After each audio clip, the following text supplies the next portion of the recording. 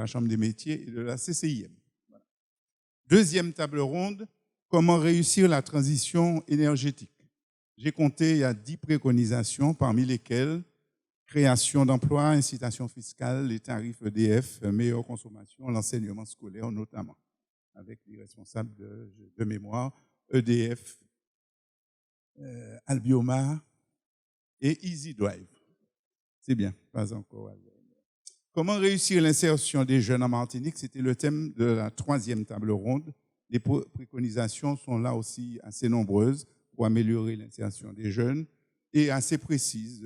Connaissance des dispositifs, simplification des démarches administratives, lutte contre le travail informel, implication active des entreprises, etc., etc. En tout cas, sur le site de Renaissance Martinique, il y a le compte-rendu des 3 tables rondes qui a été faite par la jeune dame. La question du soir, 4e table ronde, comment la Martinique peut-elle améliorer son partenariat avec l'Europe? 3 invités sont là pour y répondre. Monsieur Benoît Lombrière, dirigeant de Rodom, qu'on accueille avec des applaudissements, merci. C'est la tradition. Monsieur Jean Couizold, universitaire et ancien eurodéputé.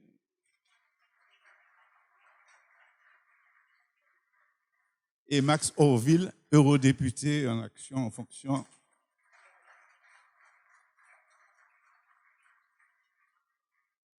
Bien, messieurs, vous voudrez bien nous éclairer sur l'Europe, sur ce machin, c'est le général de Gaulle qui aurait appelé ça comme ça, ce machin si lointain sur ce que l'Europe nous apporte, puisque si nous voulons améliorer les relations avec l'Europe, c'est qu'il y a des relations, je crois. L'Europe, on a chanté le fameux loup. Alors vous allez développer certainement, mais permettez-moi exceptionnellement de garder la parole aujourd'hui pour rappeler certaines choses. Les institutions de l'Union européenne sont au nombre de 7. Si je dis une bêtise, appelez-moi. Le Conseil européen qui réunit à Bruxelles les 27 chefs d'État ou de gouvernement des États membres. Deuxièmement, la Commission européenne qui détient le pouvoir d'initiative législative, c'est-à-dire qui élabore les propositions de loi. D'ailleurs, il y a 27 commissions également à Bruxelles. Bien travaillé. Le Conseil de l'Union européenne, on dit le Conseil, qui représente et défend les intérêts des États membres avec une majorité qualifiée de 55%, également à Bruxelles. Le Parlement européen, que ces deux messieurs connaissent bien, 705 députés élus au suffrage universel qui amendent et votent les textes proposés par la Commission. À Strasbourg, à Bruxelles et au Luxembourg. Tu voyages beaucoup, hein, Max? Et puis, il y a également la Cour de justice de l'Union européenne qui a pour mission le respect du droit dans l'interprétation et l'application des textes, si j'ai bien compris, c'est au Luxembourg. La Cour des comptes européenne qui veille notamment à l'utilisation correcte des fonds de l'Union européenne. Chaque année, on en parle en Martinique, hein, chaque année, même plusieurs fois par an. Et enfin, la Banque centrale européenne qui n'interviendrait, si j'ai bien compris, que dans les questions liées à l'euro. Voilà. J'ai tenu à vous rappeler ça. À noter que le fonctionnement de l'Union européenne repose sur 3 institutions principales, la Commission, le Conseil de l'Union européenne et le Parlement. C'est ce que vous appelez le triangle institutionnel. Désolé d'être aussi long dans ma présentation, ce n'est pas dans mes habitudes, mais j'avais envie de faire celui qui dit. Alors, je vous rappelle, comme lors de nos tables rondes précédentes, on propose un fonctionnement simple. Nos 3 invités à tour de rôle, pendant 15 à 20 minutes, vont nous parler de leur vécu, leurs relations avec l'Europe, certainement sur le fonctionnement et les relations avec la Martinique. Ça va? Bon. Ensuite, nous donnons la parole à la salle dans un jeu de questions-réponses, et je précise toujours respectueusement et sans agressivité. Ils n'ont rien fait à personne. Puis, on va retrouver nos invités en fin d'émission, en fin de table ronde, qui vont insister sur les améliorations à apporter dans ces fameuses relations. Voilà. Ça va pour tout le monde? Je n'ai pas été trop long. Permettez que je donne la parole à Jean Couizold. C'est mon ami, donc je lui donne avant. Max, ne te fâche pas. Bon, Jean Couizold, tout le monde le connaît, économiste, universitaire, militant socialiste. Il a été premier secrétaire fédéral du Parti socialiste. Mais après, il est venu au Parti progressiste martiniquais. Voilà. Il savait bien qu'il... Bon, je continue. Membre du Conseil économique et social, député européen sur la liste qui était menée à l'époque par Lionel Jospin, on le retrouve sur des sujets comme le Poséidon, appuie sur le bouton mute. Donc je disais, on le retrouve sur des sujets comme le Poséidon, il va nous expliquer, ou sur la création de l'organisation du commerce du marché de la banane. C'est bon? Jean, tu nous en dis davantage, parle-nous de l'Europe. Bon, on va essayer.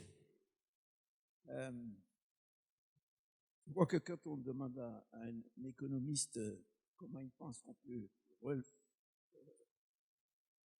améliorer le partenariat avec l'Europe, il a tendance évidemment à rechercher d'abord les données économiques. Et donc c'est comme ça que je vais commencer. Je vais commencer très banalement en faisant un petit tour d'horizon sur la question des fonds qui sont l'un des éléments essentiels que l'Europe met à la disposition des régions européennes. Je ne parlerai pas de manière spécifique des questions comme l'agriculture, comme le poséier, etc. Ceci sera exposé, je pense, par M. Lombrière, qui est un spécialiste de la question et qui est l'un des dirigeants d'Eurodom, qui est une société de consultants et de lobbying, si on peut s'exprimer ainsi, et qui a fait un travail tout à fait extraordinaire depuis une vingtaine d'années, si je ne me trompe, au niveau européen, même plus. Même plus. Oui. Voilà. Gérard Bali et moi, on a commencé ensemble, Gérard Bali et moi, puisqu'il arrivait comme consultant en 88 et moi j'arrivais comme député en 88. Et nous avons à l'époque constitué un duo, je ne dirais pas de choc, mais un duo qui a fait quand même un certain nombre de choses, dont le sauvetage de l'octroi de mer et la proposition de systèmes alternatifs à l'octroi de mer, le classement ce qu'on appelle les WIP aujourd'hui, qui s'appelaient les départements d'outre-mer, dans les régions ou dans les territoires de zone 2, qui bénéficiaient d'un doublement des fonds par rapport aux autres. Enfin, bref, toute une série de choses qui à l'époque, a pu nous permettre de tirer quelques avantages de cette participation à l'Union européenne. À cette époque, d'ailleurs, où beaucoup dans l'opinion considéraient que c'était une catastrophe, puisqu'on avait fait même une chanson qui était Le Loup, et c'était chanté au carnaval, c'était une menace terrible. Bon. Alors aujourd'hui, qu'est-ce qu'on peut dire? Aujourd'hui, de nombreuses années sont écoulées et il y a un certain nombre de choses qui ont été mises en place et qui ont donné un certain nombre de résultats. Je n'ai pas entré dans les détails. Je pense qu'il y a un travail extrêmement intéressant et documenté qui a été fait par la Cour des comptes, qui est très récent et qui explique tout ce qui a été fait. Simplement, je vais essayer de passer en revue les différentes sources de financement qui sont mises à disposition des RUP dans le cadre des programmes opérationnels européens et qui sont renouvelés tous les 7 ans maintenant, et comment on les a utilisés et puis comment il faudrait essayer de mieux les utiliser dans les années à venir, puisque nous commençons, là, avec quelques retard, il faut dire, nous commençons une nouvelle période qui va de 2021 à 2027, qui est la nouvelle période du PO, des fonds européens. Alors, les fonds structurels sont l'élément majeur du système. Ce sont le FEDER, le FSE, le FEDER surtout pour les investissements au plan régional, territorial, transport, etc. Le Fonds social européen surtout pour la formation. Le FEAMP, qui s'appelle maintenant le FEAMPA, surtout pour la pêche. Et le FEADER pour les travaux dans le domaine rural. La Martinique, au cours des 2 derniers PO, a réussi à développer quand même une capacité de consommer et d'utiliser les fonds qui lui sont réservés. Alors, je rappelle un chiffre quand même qui est important à dire, c'est que pour l'ensemble des RUP françaises, le montant total des fonds qui ont été consommés sur ces 2 PO représente 20% de la totalité des fonds que la France reçoit de l'Union européenne. Donc c'est quand même pas mal quand on sait que l'ensemble des RUP ont une population qui représente à peine 2% de la population française. Et il y a eu au début quelques cafouillages. Par exemple, vous allez voir que dans le rapport de la Cour des comptes, il est signalé la question des excédents qui sont réalisés, et les excédents financiers, c'était en fait des résultats d'une certaine manipulation des taux de participation des fonds européens par rapport aux fonds régionaux et qui permettaient de dégager des excédents qui en soi n'étaient pas une faute, mais qui permettaient de créer une situation où des choses un peu opaques pouvaient se passer concernant ces fonds. Mais en tout cas, il y a eu une routine qui s'est mise en place, et en gros, les fonds FEDER, une partie des fonds FSE sont gérés par la région. Aujourd'hui, à la Martinique, c'est la collectivité territoriale, mais dans les autres régions et départements, c'est la région. Et puis une partie est encore dirigée par l'État, gérée par l'État. Je dis encore parce que, au fond, je pense qu'il n'y a pas de raison de ne pas progressivement céder la gestion des fonds, l'ensemble des fonds européens, aux instances régionales. Alors, tirer bénéfice de fonds, ce n'est pas simplement avoir beaucoup de fonds et les dépenser complètement. C'est surtout les utiliser de manière intelligente, de manière efficace, et qu'ils soient entièrement consommés. Et là, on peut, lorsqu'on compare les performances dans ce domaine entre les différents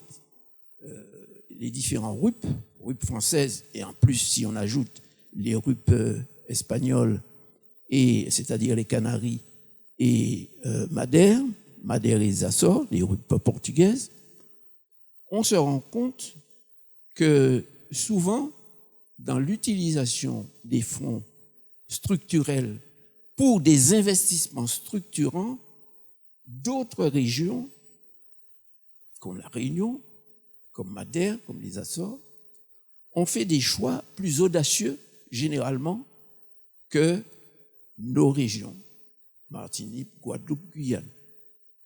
En effet, quand vous regardez ce que les Réunionnais ont fait, et qui a consisté à faire un basculement des eaux, la Réunion reçoit l'eau, la pluie, essentiellement sur son versant est, puisque c'est un volcan.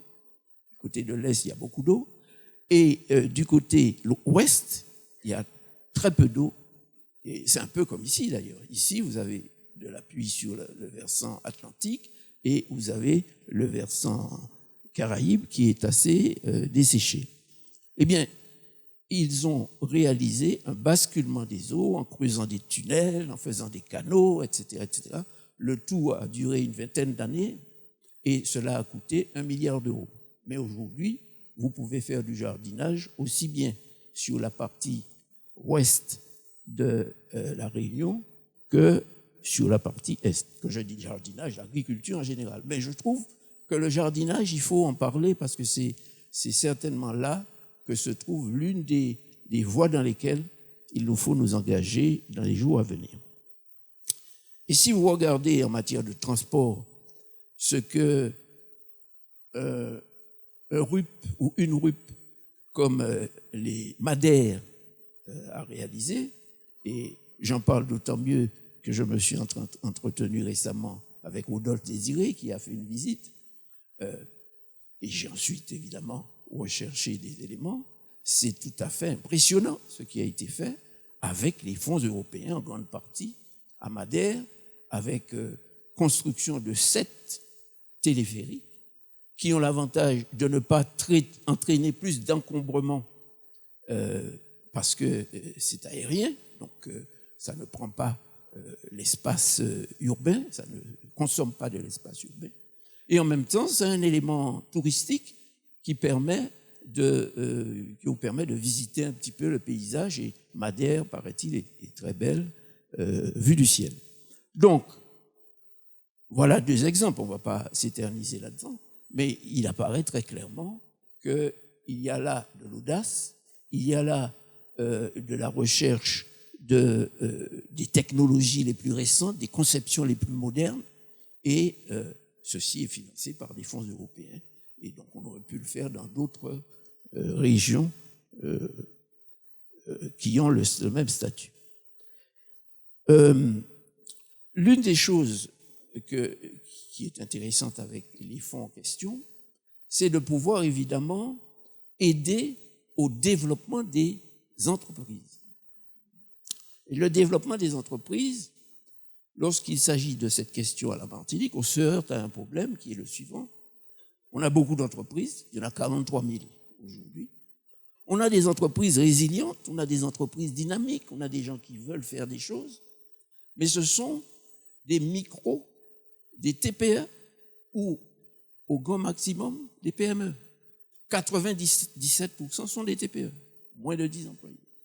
Donc, pour pouvoir intervenir et aider ces entreprises-là à se développer, plusieurs problèmes se présentent.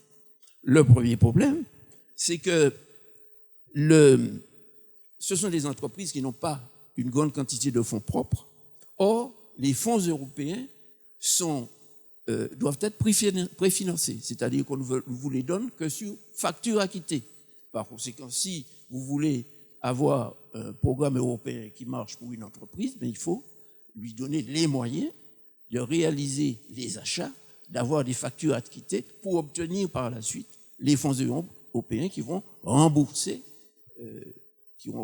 sa dépense. Et les petites entreprises en question, il leur est extrêmement difficile de pouvoir obtenir d'une banque des préfinancements parce qu'ils ne présentent pas les garanties, la trésorerie, la solidité que recherche une banque de la place. Le résultat, c'est que la plupart des projets importants se développent, mais dans les très grandes ou les grandes entreprises, et pas tellement dans les toutes petites, qui pourtant, je le répète, sont dynamiques, nombreuses, débrouillardes, comme on peut dire, et qui n'ont pas cette capacité d'accélérer. J'ai pu constater d'ailleurs que si on essaie d'utiliser les chambres, comme la Chambre des métiers, comme relais pour faire financer des projets par les petites entreprises, eh bien on se heurte à la difficulté que la Chambre des métiers, aujourd'hui à la Martinique, a des difficultés, notamment elle ne peut pas payer à temps ses charges sociales, ses cotisations, etc. Et le résultat, c'est que on ne lui fait pas de cadeaux en matière de fonds européens. Donc ça signifierait qu'il faut soit au préalable aider cette Chambre des métiers à se remettre debout, à devenir une Chambre des métiers efficace, et cela demande un certain nombre d'efforts, non seulement financiers mais aussi humains, soit mettre en place des services partagés, des parcs artisanaux et industriels avec des services partagés où les chefs d'entreprise peuvent se débarrasser de toutes les formalités qu'il faut faire, de tous les suivis, les papiers qu'il faut donner, ceci et les cela à remplir, etc. Et qui puissent être faits pour le groupe par des personnes qui sont spécialisées dans ce domaine. Enfin bref, il y a là une amélioration qu'il faudrait apporter à la question des fonds structurants. Voilà ce qu'on peut dire sur ces fonds qui sont très importants et qui sont en fait la majorité de ce qui est donné par l'Europe. Mais il y a aussi d'autres fonds qu'on pourrait appeler des fonds qui sont à guichet ouvert, c'est-à-dire avec la possibilité pour tout un chacun qui a un esprit d'initiative, qui a créé une association, qui a envie de faire des choses, d'emmener un certain nombre de personnes dans des programmes qui sont financés par des fonds européens. Alors, il y en a beaucoup, je ne vais pas les citer tous, mais je peux en prendre un, par exemple, qui est Erasmus+.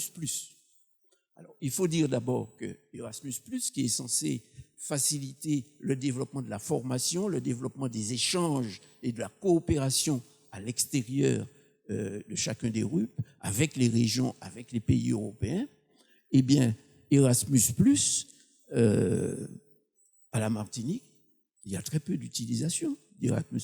Et j'ai cherché à regarder ce qui se passait.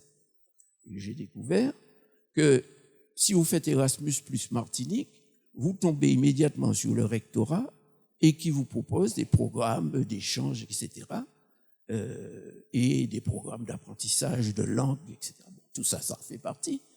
Mais si vous allez sur le compte, le site de Erasmus+ Europe, vous allez découvrir que l'Erasmus+ Europe, c'est pour des échanges entre des jeunes, des apprentis, des personnes qui veulent apprendre à faire certains apprentissages professionnels. Bref, c'est toute une série de choses qui sont la pratique de l'entreprise, la pratique de l'activité économique et pas simplement l'apprentissage d'une langue. Alors, je ne dis pas qu'il ne faut pas faire l'apprentissage des langues, mais il y a là tout un corps de métiers et je peux dire, j'ai été très long alors, je peux dire d'ailleurs que je connais quelqu'un qui est d'ailleurs prêt à venir donner un coup de main à la Martinique pour faire cela, monter une association comme celle qu'il a créée il y a maintenant plus de 20 ans, et il vit de ce métier qui consiste à monter des programmes d'échange avec des gens de toute profession, de toute nature, des jeunes évidemment de préférence, mais il peut y avoir des personnes jusqu'à 70, 80 ans, c'est pas, s'ils sont bien portants, ils peuvent aussi aller dans un atelier, dans un programme de développement, mettons de l'apiculture en Roumanie et faire un échange avec un groupe de gens qui sont dans le même métier et qui viennent de Roumanie. Et ceci est une manière de plonger les gens dans une relation personnelle et dans une relation qui a un motif précis qui est l'échange de connaissances, de techniques, de capacités artisanales, etc. Et qui peut déboucher d'ailleurs sur des accords commerciaux. Aujourd'hui, vous avez de plus en plus d'accords commerciaux qui se font entre des personnes qui ont eu l'occasion de se connaître bien et qui, d'abord en petite quantité, puis en quantité qui peuvent grossir, reçoivent des produits qu'ils commercialisent ou envoient des produits que d'autres commercialisent. Ça, c'est à cause du développement justement des communications. Ce sont des choses qui sont devenues tout à fait possibles. Donc, voilà ce que je voulais simplement souligner. Je vais terminer en disant qu'il faudrait que la nouvelle période qui s'ouvre, celle de 2021 à 2027, soit utilisée davantage sur, d'abord, des structurations véritablement innovantes. Simplement, il ne s'agit pas simplement de refaire ce que tout le monde sait faire, mais de faire vraiment des choses nouvelles. Soit aussi l'occasion de faire émerger de nouveaux talents et de faire que la jeunesse s'empare de l'idée européenne et produise avec d'autres Européens comme eux-mêmes toute une série d'entreprises, d'échanges, de l'art, de l'artisanat, bref, toute une série de choses nouvelles. Et c'est là que nous aurons effectivement profité et optimisé notre appartenance à l'euro. Merci.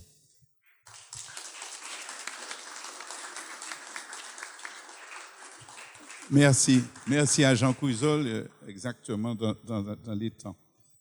Rien que pour te dire que quand même j'ai connu un CAP d'horticulture où les enfants qui étaient dans une SECPA sont allés en Erasmus aux Pays-Bas pour faire un échange pour apprendre à cultiver les tulipes. Donc ça existe depuis longtemps. Deuxième intervenant, M. Bernard Lombrière. Vous êtes peut-être le moins connu des trois sur ce podium. En Martinique, 100 ans en Martinique.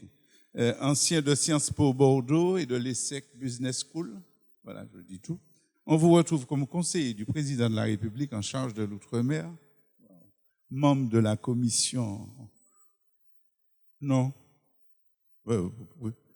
Mais non, vous pouvez dire. Membre de la commission sur l'avenir institutionnel de la Nouvelle-Calédonie. Vous vous retrouvez délégué adjoint, général adjoint de Eurodom aux côtés de Gérard Bally. Vous nous direz certainement ce qu'est Eurodom et ce que nous devons attendre de l'Europe. Mais avant, je ne décompte pas ça. Précisez-moi, vous êtes vraiment vigneron du côté de Châteauneuf-du-Pape? Parce que j'aime le vin de Châteauneuf-du-Pape. Ça ne veut pas marcher. C'est bon. Là, ça marche? Ouais. Super. Vous avez très bon goût. Donc, je suis effectivement aussi, à mes heures perdues, vigneron à Châteauneuf-du-Pape. Donc, j'aurais dû en amener, mais j'ai pas enregistré mes bagages. Voilà. Donc, j'ai donc été conseiller de Nicolas Sarkozy, puisque c'était donc le président de la République, ce qui explique aujourd'hui mon placement à l'extrême droite, probablement de cette salle. Je remercie le modérateur de cette délicate attention. Alors, pour revenir à notre sujet, non, Jean Couzol a dit déjà l'essentiel.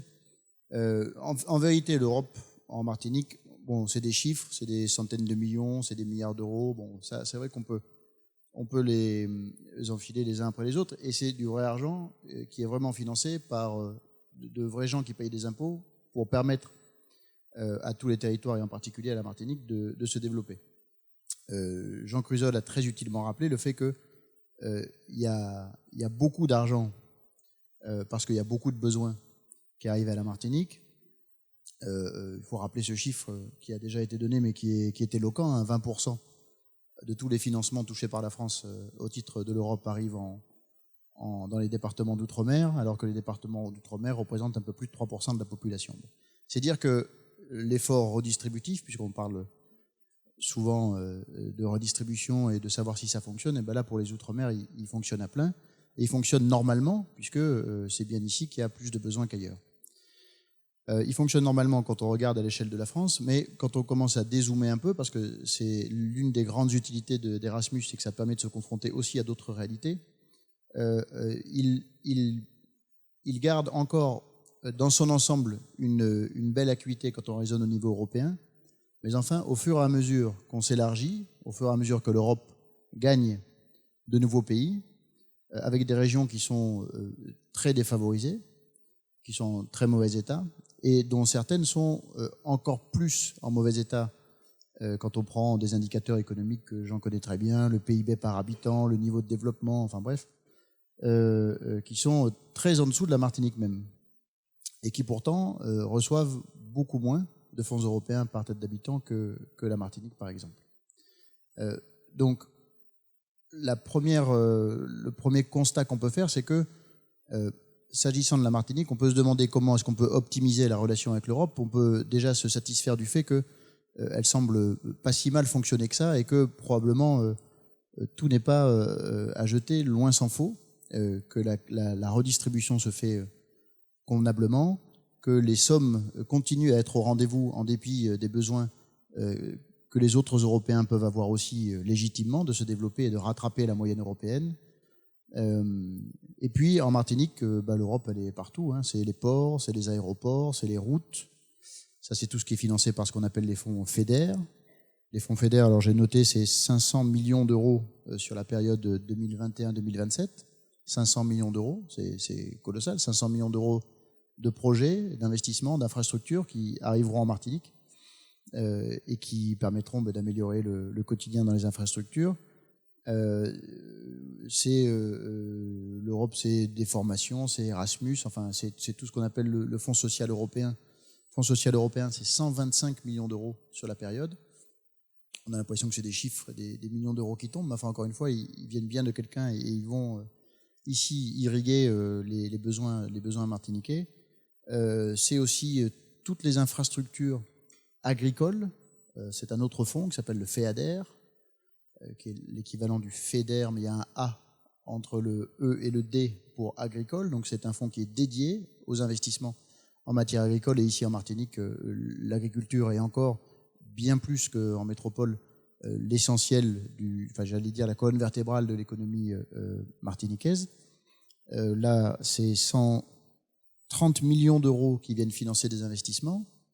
Et en plus de ça, il y a une spécificité dans les départements d'outre-mer qui est que l'Europe accepte à titre très dérogatoire de venir financer le fonctionnement des entreprises. Alors, quand on dit ça, on dit un très très gros mot à Bruxelles. Donc, si on veut le dire avec un moins gros mot, on dit que l'Europe vient compenser les handicaps structurels auxquels les départements d'outre-mer sont confrontés, et singulièrement les entreprises des départements d'outre-mer.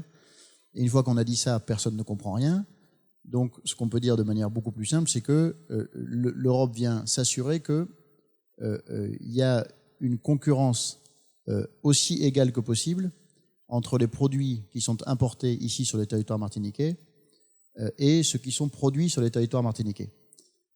Ça, c'est l'effet redistributif, alors qui est imparfait, qui est perfectible, enfin, mais qui est en tout cas permis par le dispositif dont Jean Crusoe a parlé, qui s'appelle l'octroi de mer, et qui a une partie qui permet de financer on va ouvrir la discussion après. Hein. Il y a une partie qui permet de financer le développement des communes, mais ce n'est pas la partie qui m'intéresse. La partie qui m'intéresse et qui intéresse Bruxelles est la partie qui permet de protéger la production locale en taxant plus fortement les produits importés que les produits qui sont produits localement. Dans l'agriculture aussi, il y a un accompagnement qui permet d'aller soutenir l'activité des entreprises, le bilan directement, c'est-à-dire pas les investissements. Ça s'appelle en particulier le POSEI. Le POSEI qui permet la production agricole dans les départements d'outre-mer, qui ici à la Martinique, quand je dis l'Europe elle est partout, il suffit d'ouvrir les yeux, vous avez des champs de bananes, vous avez des champs de cannes, vous avez de l'élevage partout, vous avez des fruits et légumes, vous avez des gens qui jardinent, comme tu disais. Bon. Bref, et tout ça, alors tout ça pourrait probablement se faire sans l'Europe. Je veux dire qu'on n'a pas attendu l'Europe pour jardiner, pour faire de la banane, et pour financer des routes. Mais enfin, disons que ça va mieux et que l'effet de levier que la Martinique tire de son appartenance à l'Europe via son appartenance à la France me semble assez intéressante. Et en tout cas, je pense qu'il faut le souligner au début, avant de dire tout ce qui ne va pas. C'est peut-être bien déjà de souligner ce qui fonctionne pas si mal. Alors, bon, une fois que j'ai donné ces quelques ordres de grandeur et que j'ai rappelé que ça marchait pas mal, pourquoi est-ce que je vous parle aujourd'hui? Donc, Jean Crusoe a rappelé que nous, on est une association qui a été fondée en 1989 par un Martiniquais qui s'appelle Gérard Bally, qui est toujours à la tête de notre association, Eurodom, dont la mission, malgré notre statut associatif, on a une mission qui est une mission de lobbying, c'est-à-dire que nous défendons à Bruxelles et un peu à Paris la production économique dans les départements d'outre-mer. Et pour cela, nous nous appuyons, nous essayons de sensibiliser les acteurs politiques. Ça a été le cas de Jean à une certaine époque, et puis de Max maintenant, et de leurs collègues, mais aussi d'aller insister auprès de la Commission, auprès du Parlement européen, du Conseil, donc des chefs d'État et de gouvernement lorsque c'est nécessaire, et puis de s'assurer aussi que la France, l'Espagne, le Portugal, qui sont les 3 États européens qui ont des RUP, qui soient en ligne et qu'une fois qu'ils sont à Bruxelles, ils continuent à défendre nos dossiers et qu'ils ne disent pas à Bruxelles le contraire de ce que les eurodéputés demandent lorsqu'ils sont dans l'enceinte du Parlement européen, par exemple. On est donc une équipe d'une quinzaine de personnes qui fait ça toute la journée, non seulement on fait ça toute la journée, mais en plus on fait ça depuis un petit moment. Et donc on finit par avoir à la fois la mémoire, la connaissance des dispositifs, qui pour la plupart, c'est le cas de l'octroi de mer dans sa version actuelle, c'est le cas du POSEI, c'est le cas d'autres dispositifs, je pourrais égrener les sigles pendant très longtemps, mais des dispositifs de soutien à l'élevage, des dispositifs de soutien à la pêche qui existent aujourd'hui et que pour l'essentiel on a co-construit très souvent avec les eurodéputés qui sont beaucoup plus avant-gardistes la plupart du temps que la Commission qui parfois est un peu plus conservatrice. Voilà ce que je pourrais dire de manière peut-être liminaire.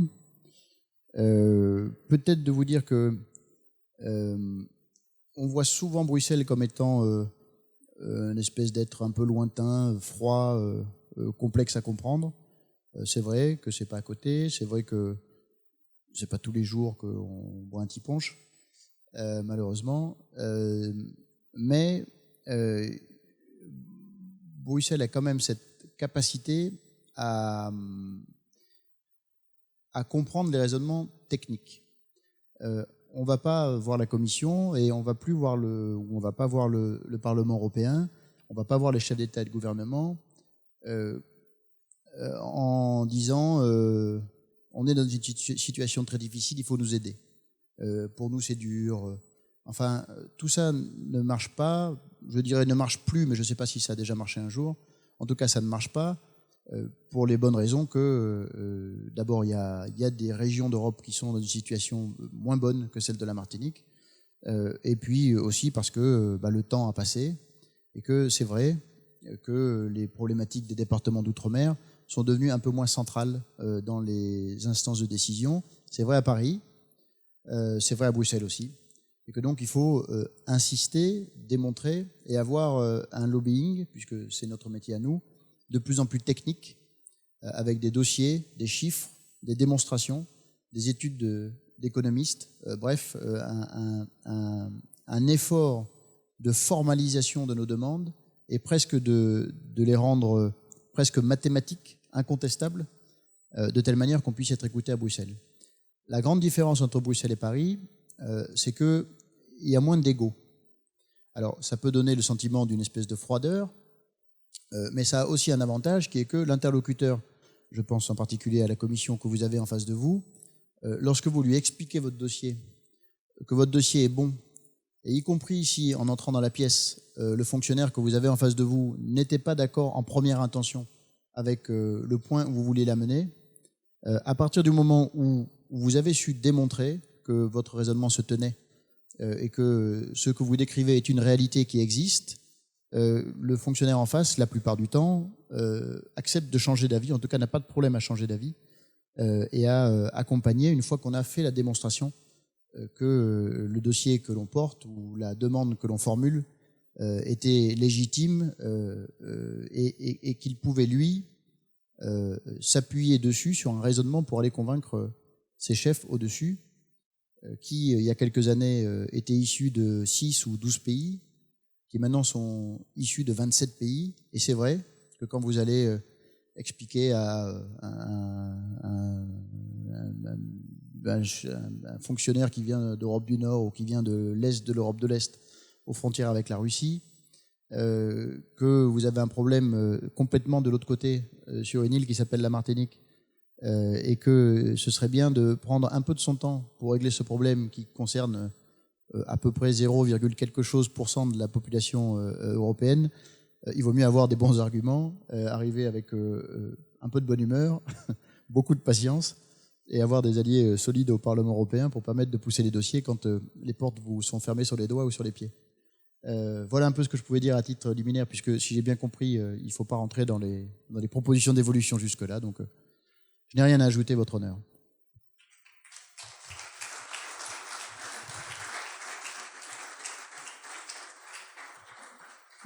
Merci, Monsieur Lombrier. Merci surtout pour le Château Neuf du Pape. La prochaine fois, vous serez...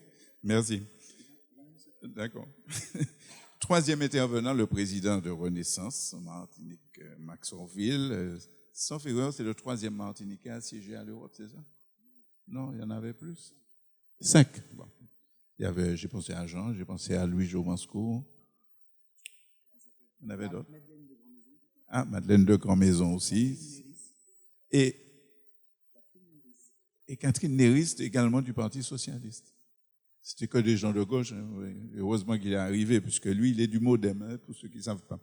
Je ne vous le présente pas, enseignant, inspecteur de l'éducation. Ça fait quelques mois qu'il va entre Strasbourg et Bruxelles. Chaque fois que je l'ai, ou il est à Bruxelles, ou il est à Strasbourg, ou il est à Varsovie, ou je ne sais pas où. Mais bon. Et connaissance à connaissance naturelle, c'est ce qu'on appelle chez nous, je crois, un zitata, c'est ça? Il est partout. Il a dû déjà assimiler le fonctionnement de toutes ces institutions et être en capacité, peut-être tout à l'heure, de faire des propositions. Max, c'est à toi. Merci beaucoup. Donc, si j'ai bien compris, il ne faut pas que je donne les solutions immédiatement. Pour l'instant, c'est de dire un petit peu ce qui est, c'est ça? Bien. Alors, d'abord, tu me permettras de saluer tous nos amis, tous mes amis qui sont dans cette salle. Je remercie Philippe Petit d'être présent à cette soirée et tous les autres. Rodolphe Désiré également, qui a eu un rôle à jouer très important, notamment la ville du Marin qu'il a administrée et pour lequel il a été avant-gardiste sur bien des sujets, notamment sur les questions relatives à la mer et de la pêche. Et nous aurons d'ailleurs à cet égard encore un sujet. Claude Gelbrat, bien évidemment, qui est là. Et je ne vais pas vous saluer tous un par un. Hein. Bon. Vous avez donc entendu les discours brillants, hein, il faut le dire, de Jean Cruzol. C'est pas pour rien qu'il était prof. et Benoît, qui exerce et qui fait un job de lobbying, il faut le dire, très intéressant et fructueux. On aime ou on n'aime pas, mais moi, j'ai pas de problème. Mais je peux comprendre que Eurodom a développé une telle expertise dans certains domaines que ça peut amener d'autres à être un petit peu jaloux et à travailler. Bon, toi, ramène tes bouteilles et puis arrête. Bien. 6 mois de Parlement européen. Je vais plus vous asséner, vous avez entendu plein de chiffres. Et pourtant, tous ces chiffres ne font pas, je ne partage pas complètement. Il n'est pas question de nous appauvrir hein, sur toutes les aides, mais en tout état de cause, le partenariat devra effectivement être amplifié. Et tout à l'heure, on donnera un certain nombre de pistes. Mon sentiment, c'est que nous sommes très peu nombreux au Parlement issus des RUP, des régions ultrapériphériques, puisque sur 705 membres, nous sommes 7 ou 8, c'est-à-dire 1%. La culture du Parlement, Benoît l'a dit aussi, nous sommes un Parlement, mais nous n'avons pas de pouvoir législatif. Ça appartient à la Commission, même si le rôle du Parlement a évolué positivement. Nous ne sommes donc pas un Parlement national, nous ne faisons pas de propositions, nous sommes bien souvent, je dirais toujours, enfin depuis 6 mois, dans la réaction.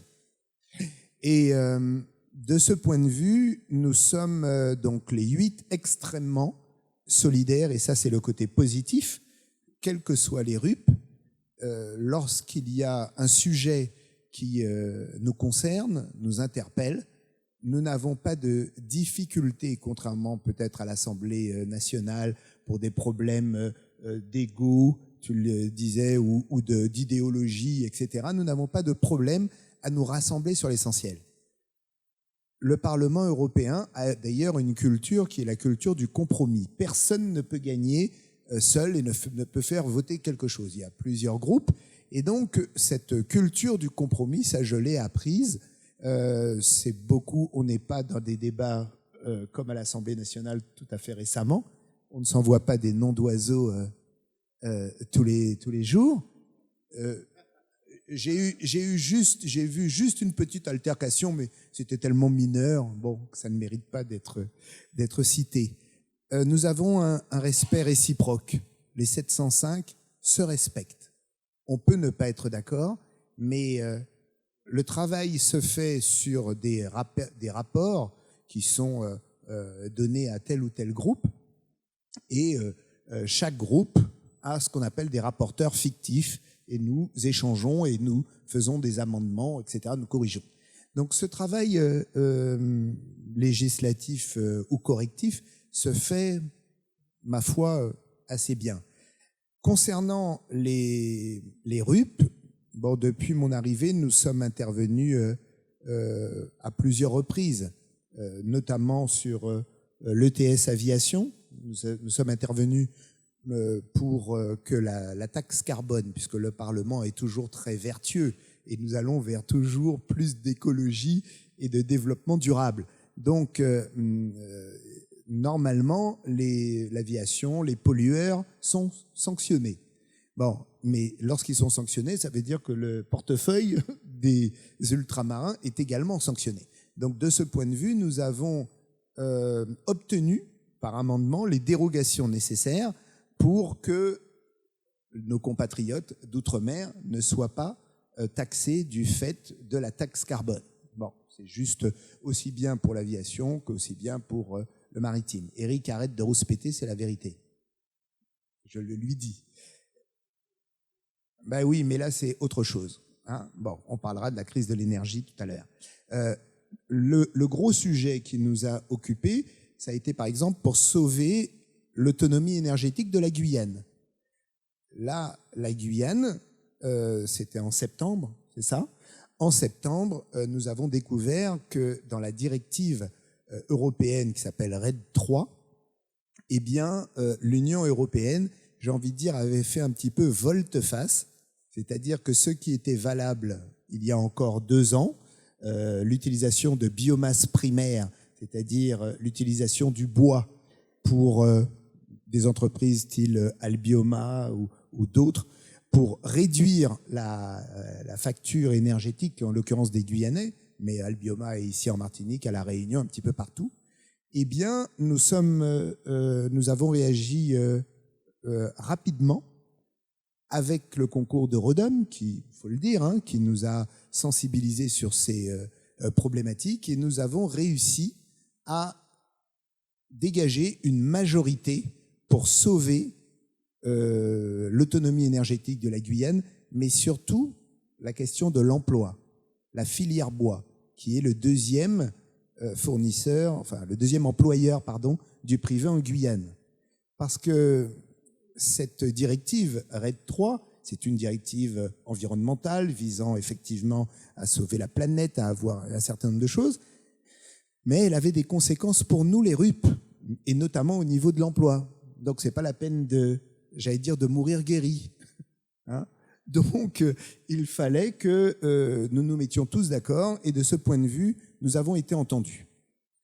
Maintenant, ce que je peux dire, et comme vous le savez, il y a 2 semaines, s'est tenu à Bruxelles, à la demande du président de la CTM, Serge Letchimy, qui était encore président des RUP pour l'année qui vient de s'écouler.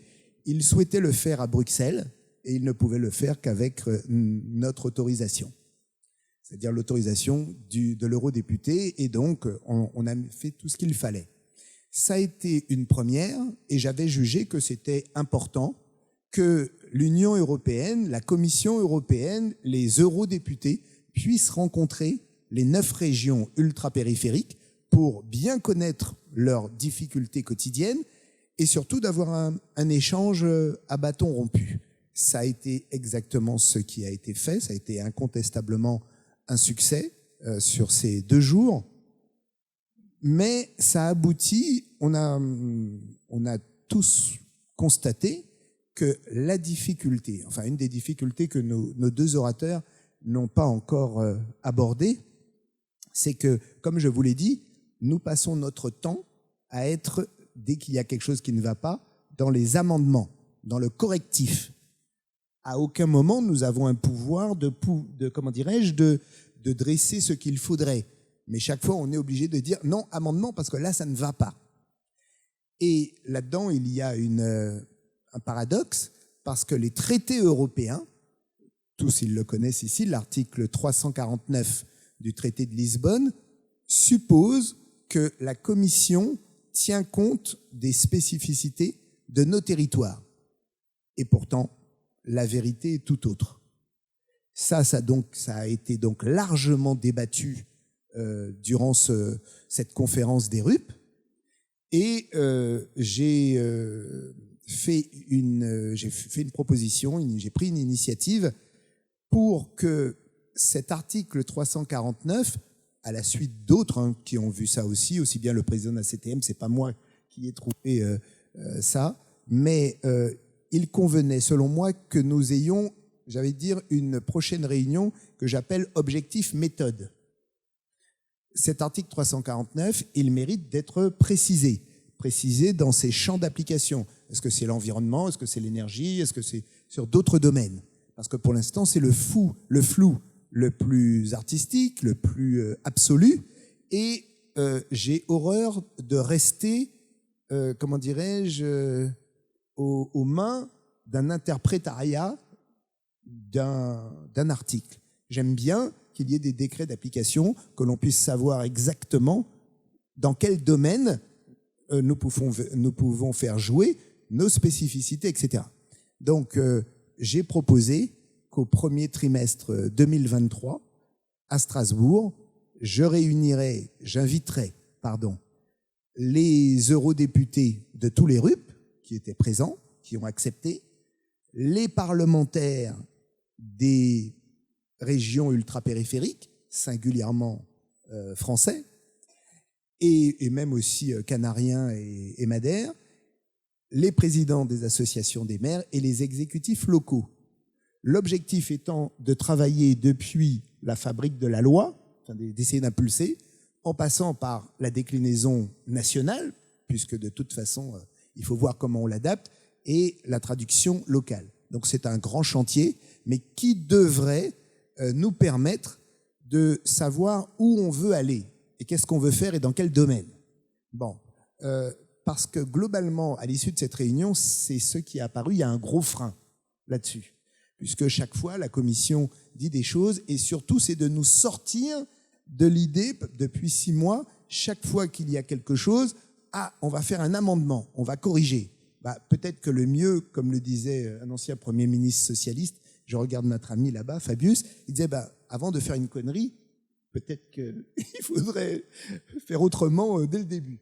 Donc voilà un petit peu ce que je constate sur sur l'Union européenne, le Parlement, avec les régions ultra-périphériques. Dire que nous sommes maltraités, c'est faux. C'est pas vrai. Mais qu'il y ait une méconnaissance, ça c'est certain, de nos territoires, etc. Et moi, je veux sortir de cette logique comptable.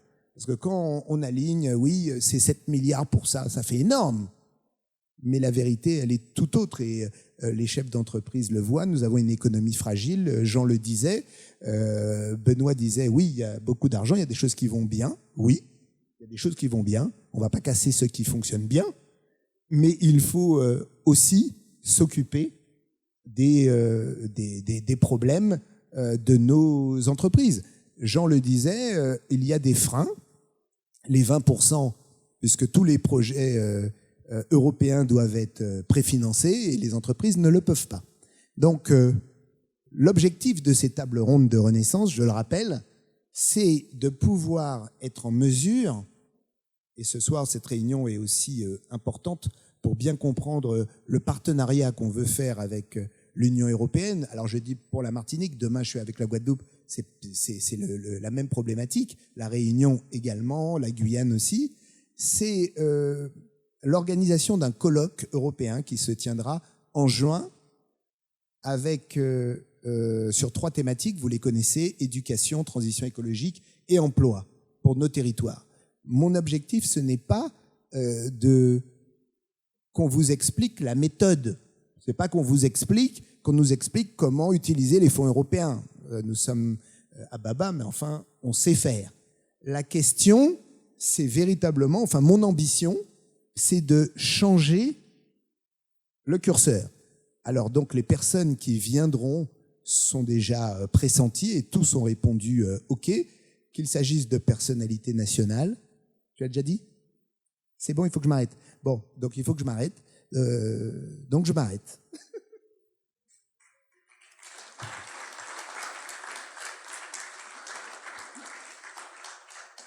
C'est pas sympa, il me donne l'air d'être un père fouettard, ce que je ne suis pas. Mais vous avez noté qu'il donne déjà des solutions, que je n'ai pas encore donné l'autorisation de donner des solutions. Ça devait être un drôle d'enseignant quand même. Bon, maintenant, madame, monsieur, vous avez la parole. À chaque fois, je dis la parole au peuple, mais bon, on ne va pas faire. Je vous demande simplement de ne pas être trop lent dans les questions, il y a déjà des doigts. Je vois les doigts, Rodolphe, j'ai vu, pour que les réponses soient concises et que nous puissions donner la parole à un maximum d'entre vous. Voilà. Il a été le premier, il est rapide, hein, monsieur. Je suis rapide parce que je suis le plus ancien, quoi. J'ai l'habitude de la vitesse. Non, vraiment, je voulais féliciter Renaissance Martinique d'avoir tenu cette réunion avec 3 personnalités éminentes qui sont au fait des problèmes européens. Je crois que c'est en mai, c'est tenu à la Martinique une réunion des RUP, des présidents des RUP. Pardon? En avril, c'est ça. Et donc, à la fin de la réunion, il y a eu une visite des membres de cette réunion, je crois que c'est à Trinité, à l'école de pêche. Et le soir, il y a eu à l'émission le reportage où est apparu le président de la commission, qui est Younous Omarji, qui accompagnait cette délégation, et avec les pêcheurs. Et Younous Omarji a dit aux pêcheurs, messieurs, je peux financer, des bateaux neufs, des bateaux ad hoc, mais le gouvernement français ne veut pas. À la télé, hein, bon.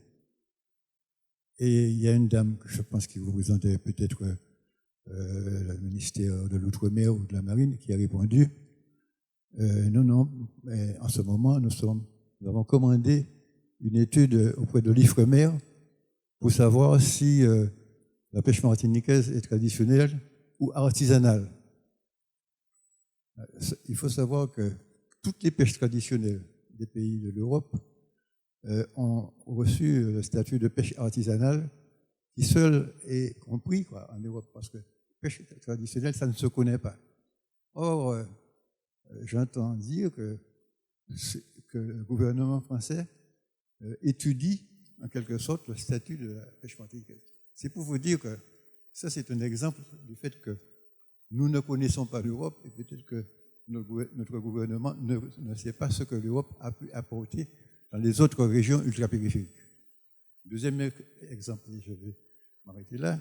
Je suis allé à Madère il y a quelque temps et en arrivant à Madère, c'est un petit peu le nord de la Martinique, mais en plus grave au point de vue montagneux. Et donc, en arrivant à l'aéroport, il y a 25 km pour arriver à Funchal. Et quelle ne fut ma surprise, qu'il fait ces 25 km en une demi-heure, mais j'ai traversé 11 tunnels et 11 viaducs. Et quand je suis arrivé à Funchal, je me suis dit, c'est pas possible, des tunnels de 300 mètres. Et je me suis dit, mais c'est pas possible, c'est incroyable, quoi.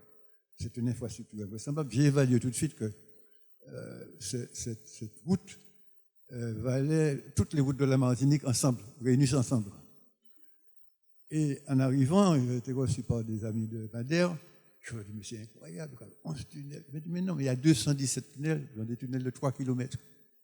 Autrement dit, quoi, Madère, qui était une île bien en arrière par rapport à la Martinique au point de vue PIB en 1984, quand le Portugal est entré dans le marché commun, Madère avait su miser sur les choses essentielles pour le développement, c'est-à-dire le réseau routier. Et ce soir-là, en venant avec mon ami Robert Taylor, on a mis 1h30 pour faire 30 km. On ne peut pas développer un pays avec un pays qui n'a pas de réseau routier, quoi. Donc, quand on dit comment la Martinique peut-elle améliorer son partenariat avec l'Europe, il faut d'abord que la Martinique se connaisse elle-même. Hein, on est en arrière sur tout. Et même, je vais lancer une dernière provocation.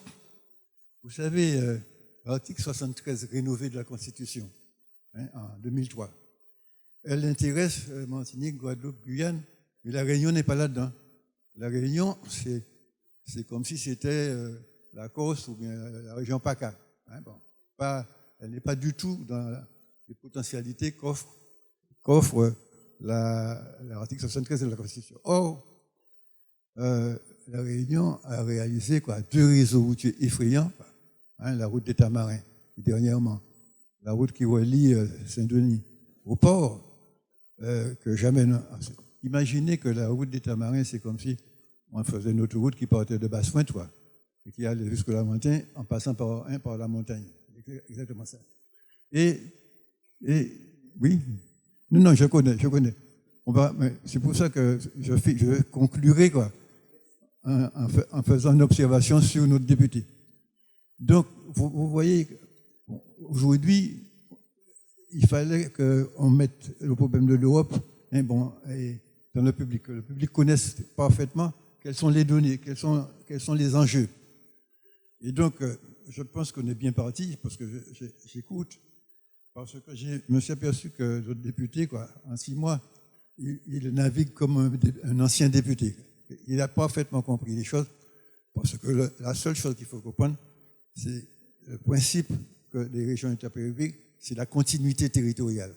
Dans tout sens. La continuité territoriale, autrement dit, faire en sorte que les entreprises des RIP aient les mêmes chances en termes de concurrence que les entreprises métropolitaines.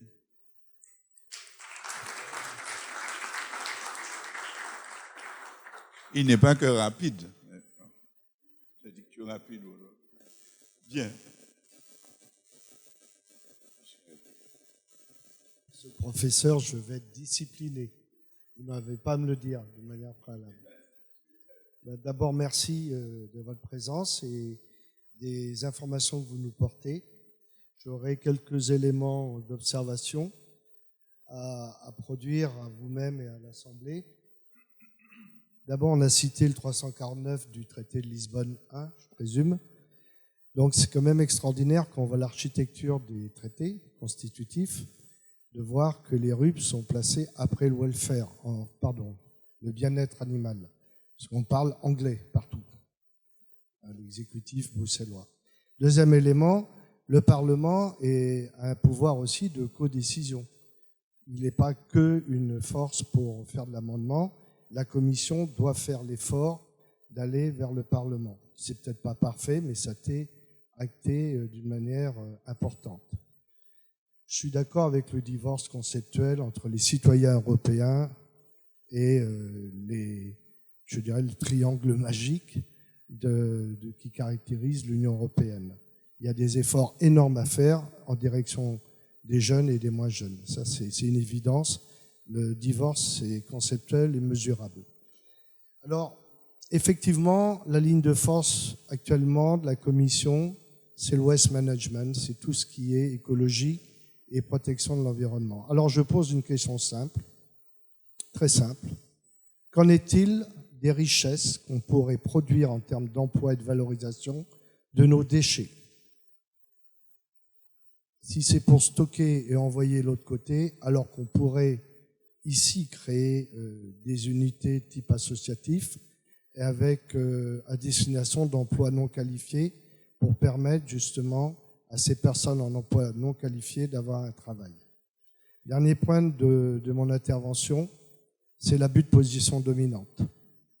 Aucun pays au monde, d'un point de vue critère économique, ne peut prétendre à un développement harmonieux et une répartition des richesses quand il y a de l'abus de puissance économique et l'abus de dépendance. Pourquoi la Commission ne s'occupe-t-elle pas de légiférer, mais en a-t-elle les moyens vis-à-vis du prix du transport maritime? On a évoqué l'aérien, mais la grande majorité des marchandises qui partent, mais surtout qui arrivent, à hauteur de 90%, c'est le transport maritime. Dernier point, la prestation de Rodolphe Saadé était des plus risibles quand on sait que cette puissance n'a pu exister que par l'apport des fonds publics au moment où cette société était très mal engagée d'un point de vue des critères comptables. Merci. Merci. Alors, si vous voulez répondre à ces deux intervenants, si vous avez des réponses, vous pouvez y aller, puis on va, comme ça, ce sera fait. Ils se regardent. Jean, le micro. Sur la question des déchets que tu as soulevée, c'est évident qu'il faut qu'on avance dans ce domaine-là. Mais il ne faut pas cacher qu'il y a quand même un certain nombre de préalables à tout développement d'une activité viable économiquement, basée sur la transformation des déchets. On a un essai qui a été fait il n'y a pas bien longtemps par, j'oublie son nom, il a un nom espagnol, mais il est ici depuis longtemps. Il avait monté une usine utilisant les déchets de plastique pour fabriquer des bouteilles en plastique. Mais le problème qui se pose, c'est pas que peut-être qu'il n'y a pas suffisamment de déchets, mais qu'il n'y a pas de collecte. Et donc, quand on commence à faire marcher ces machines, il faut avoir la quantité nécessaire. Si on n'a pas la quantité, ça ne marche pas. Alors, il y a une organisation à mettre en place qui, d'ailleurs, ne devrait pas se contenter de porter sur la Martinique. Il y a autant de déchets à côté à Sainte-Lucie, il y en a autant à la Dominique, il y en a partout. Ben, il faut organiser ça. C'est pas simple. Ça se dit facilement, mais c'est pas simple. Mais il faut que ça soit fait de manière systématique et organisée. Et à ce moment-là, on a l'offre qu'il faut. Bien. Si on n'a pas l'offre de matière, c'est la matière première. Si on n'a pas l'offre de matière première, on ne fait rien. C'est vrai. Voilà. J'ai essayé en 1992 de traiter des déchets plastiques avec un principe italien. On n'a pas réussi parce qu'aucun politique n'avait compris. Mais on, je sais pas quoi. Enfin, ceux qu'on avait vus. On n'a pas vu tout le monde. Bonsoir, Richard Rosemin. Je ne continuerai pas les félicitations précédentes. J'avais une question préalable de constitutionnalité pour M. Bruno de Rodom. C'est ici présent, Richard Rosemin. Vous avez, en passant, dit l'avantage pour la Martinique d'appartenir à la France. Alors, je voudrais juste vous rappeler que la Martinique appartient à la République française, pas à la France. Nous sommes un territoire de la République française, comme la France. Et l'article 3 de la Constitution dit qu'aucune population ne peut se prévaloir sur une autre. Donc, il faudrait arrêter de croire que nous appartenons. Effectivement, les derniers candidats à la présidentielle ont parlé de nos outre-mer. Et ça, j'estime que c'est une insulte. Je n'appartiens pas à M. Macron, je n'appartiens à aucun. Nous appartenons à la République française au même titre que les Parisiens. Voilà. Donc, c'est très important de dire ça. Ensuite, je voulais poser une question sur le mouvement européen martiniquais, parce que j'ai assisté la semaine dernière à une conférence à la Chambre de commerce du mouvement européen martiniquais. Donc je voudrais savoir, monsieur le député en basque, quels sont vos rapports. Mais non, mais vous allez répondre après. Quels sont vos rapports avec ce mouvement? Et puis le dernier point, on a parlé de beaucoup de fonds pour les entreprises. Et en France, on utilise le fonds Jérémie dans pas mal de régions. Et nous n'avons jamais réussi à utiliser ce fonds Jérémie qui permettrait d'améliorer le haut bilan des entreprises. Et donc, je ne sais pas pourquoi. Et puis, j'ai une question pernicieuse. Est-ce que le député européen martiniquais sait quel est le niveau d'engagement des fonds européens actuellement en service? Puisque jusqu'au 31 décembre 2023, nous avons, en particulier pour ce qui me concerne, le FEDER et l'opération il s'appelle REACT-EU, qui est le plan de relance européen, qui permet de financer parfois des opérations jusqu'à 100%. Et donc, on annonce des chiffres qui, comme les fuites dans les réseaux d'eau potable, ne correspondent pas à la réalité comptable. Oui. On va commencer par la pernicieuse.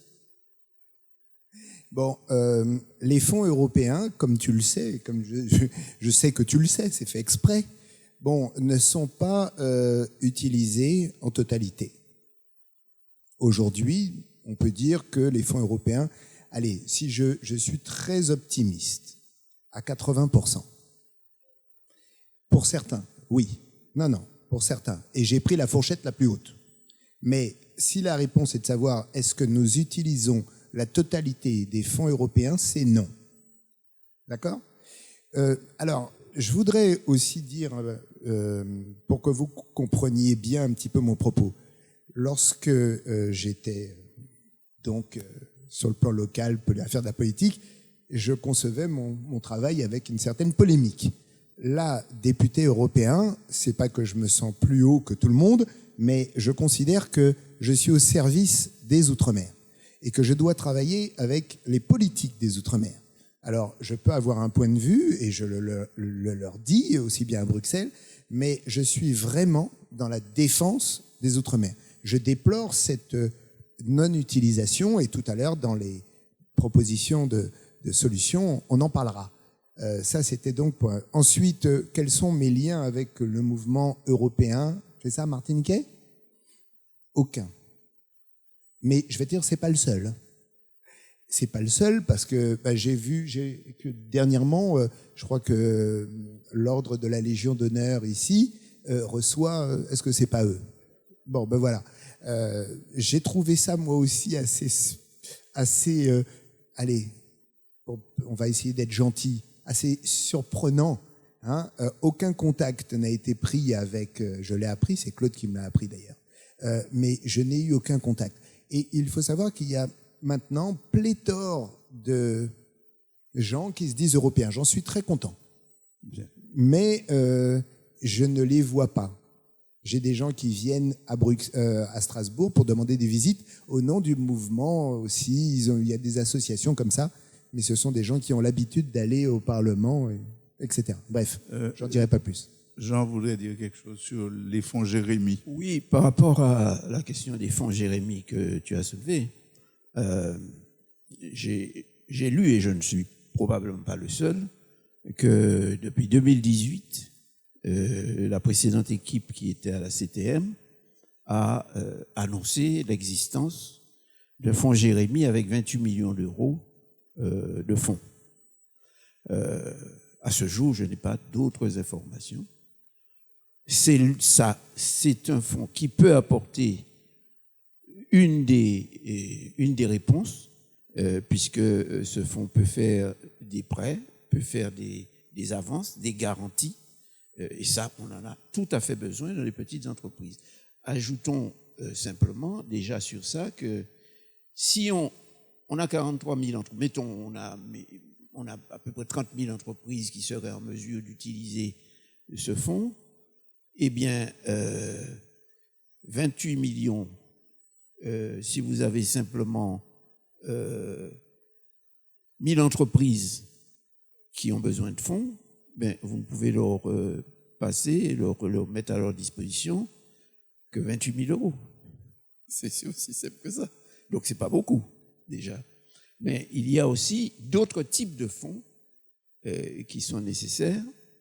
C'est les fonds capital risque et les fonds capital risque qui ont une fonction différente de celle-ci, dans la mesure où le fonds capital risque va carrément entrer au capital de l'entreprise et va pendant un certain nombre d'années, qui fait partie d'une convention, qui peut aller jusqu'à 7 ans, voire 10 ans, et le représentant de la société capital risque a la possibilité de participer au conseil d'administration, de donner son avis, non pas de diriger l'entreprise, mais en tout cas de donner son avis à l'intérieur du conseil d'administration de l'entreprise et donc de corriger les éventuelles fautes de gestion ou de stratégie qui pourraient être commises et qui ont pu être à l'origine des difficultés de l'entreprise. Donc ça, il faut ça aussi. Il n'y a pas que Jérémie. Jérémie qui est un fonds européen, je le répète, qui est essentiellement un fonds de prêt, de garantie et d'avance à taux zéro, qui peut servir pour les préfinancements, comme on a dit, mais qui ne peut pas servir pour reprendre en main une entreprise qui se trouve en difficulté. Très bien. Et le fonds capital risque peut le faire. un dernier mot de Max et puis Oui, je j'ai pas voudrais vu d'autres droits. un rectificatif pour notre ami Rosma. Effectivement, les fonds européens aujourd'hui sont, en ce qui concerne le FSE, à utiliser à concurrence de 57%. Voilà.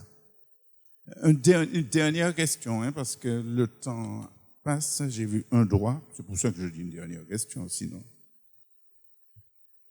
Merci Robert Taylor. Dans vos interventions, j'ai relevé deux problèmes qui m'interpellent depuis quelque temps, mais en discutant avec des amis, etc. C'est, à l'époque, j'avais en tête un mémorandum des RUP et avec une problématique importante, et M. Lombrière faisait remarquer qu'il faut arriver avec les dossiers sous langue technique. Bon, et ça ne me dérange pas. Je crois qu'on ne pourra pas avancer si on aborde les questions autrement que par le technique. Et alors, deux questions. C'est concernant ce fameux article 349 que Max a encore rappelé. Bon, je me dis, mais pour quelle raison que on se pose aujourd'hui de la nécessité de le revisiter, alors que je pensais qu'avec le 349, on avait fait des avancées, etc. Bon, première question, mais c'est une interrogation. Et puis la deuxième, par contre, c'est concernant notre positionnement.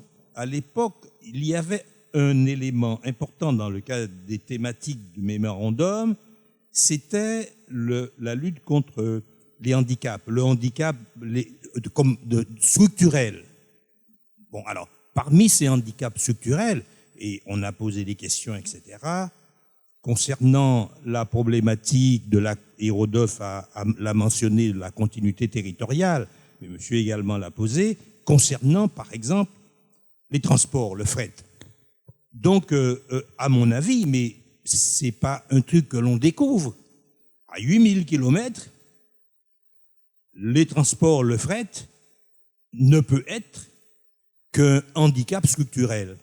Donc, est-ce qu'il n'y a pas là, j'avoue que je ne comprends pas comment, au niveau de l'Europe, est-ce qu'il n'y a pas un glissement et avec une thématique qui est abordée beaucoup, c'est l'innovation, mais l'innovation, je veux bien, mais les handicaps structurels qui sont là et qui n'ont pas changé depuis, je suis vieux de la vieille, je suis le bœuf à bas de l'économie, je suis un peu économiste, et puis en plus, comme j'ai été un ancien fonctionnaire de la concurrence et de la consommation et des prix, moi c'est mon dada, c'est de dire le fret est un élément important, on parle de coût de la vie, etc.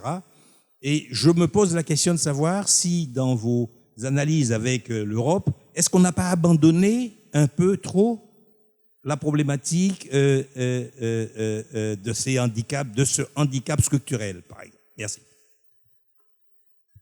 Merci, Monsieur Lombrière. C'est vous qui répondez. C'est la dernière question. On fait pression sur moi, mais bon, je suis insubmersible. Non, enfin, disons que l'article 349, mais bon, je vais laisser Max développer aussi sur les raisons qui le poussent à y voir une évolution, parce que c'est des discussions politiques dans lesquelles moi je n'ai pas vraiment rentré, mais en l'état actuel de son utilisation, sa raison d'être, c'est de lutter contre les handicaps structurels. Il ne sert qu'à ça. Qu'on connaît très bien et qui sont listés dans l'article 349, l'éloignement, l'insularité, l'étroitesse des marchés. Mais dans les handicaps qui sont listés à l'article 349, il y a bien l'éloignement. Et vous avez 1000 fois raison de dire que le principe du handicap structurel, c'est qu'il ne se changera jamais. À moins qu'on arrive à rapprocher la Martinique de la République française, vous voyez, j'arrive à prendre en compte, alors à ce moment-là, on pourra réviser les handicaps structurels, mais pour l'instant, la Martinique sera toujours loin, elle sera toujours avec un marché réduit, sur lequel il y aura toujours besoin de plus de stocks que partout ailleurs, il y aura toujours un marché qui sera plus petit, les machines seront toujours trop grosses, enfin bref, toutes les difficultés dans vos entreprises que pour ceux qui en ont, vous constatez au quotidien.